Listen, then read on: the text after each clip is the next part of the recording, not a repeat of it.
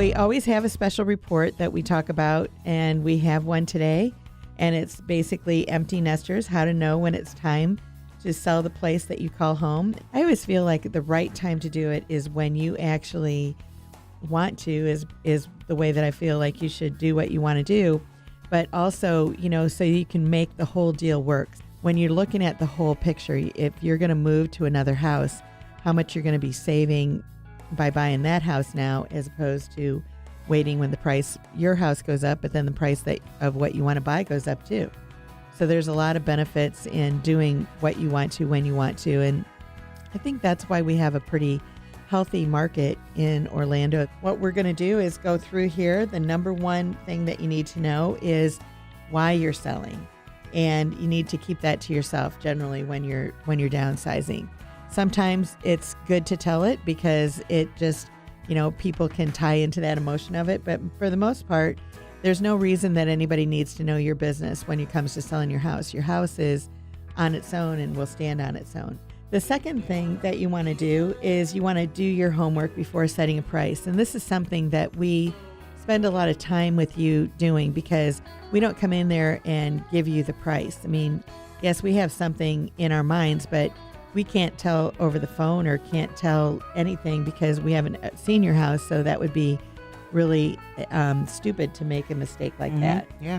So what we want to do is there's a lot of homework that's involved in that, and we do a lot of the research for you.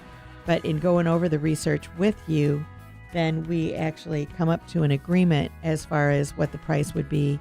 And you're actually the one that decides what your house is worth and what it's selling for. Now, the market actually is the ultimate determination as far as what your house is worth, because it's the price that somebody else is willing to pay, and you're willing to let it go for that price. Yep. And then number 3 is find out what other homes are selling for. And this is really an important thing. A lot of times when we're starting to work with a seller, they're constantly looking at what other people are asking for on their house. And that's something that's important, but that's not the main criteria of what's going to be involved when you're setting a price for your home.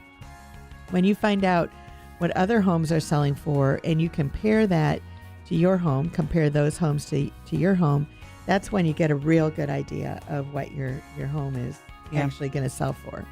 And you want to look between, depending on, the home and the area and stuff, probably between like the last 6 to 12 months. Right. Usually try to do it within like a mile radius. Right.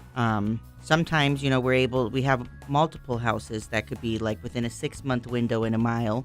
And then sometimes we do have to go out a little bit further when, there's not that many homes that are being sold. So, right. But we have all the tools to get you the right price. And then number 4 is to find a good real estate agent to represent your needs. And nearly 3/4 of homeowners claim that they wouldn't use the same realtor who sold their home. Dissatisfaction boils down to poor communication, which results in not enough feedback, lower pricing, and strained relations.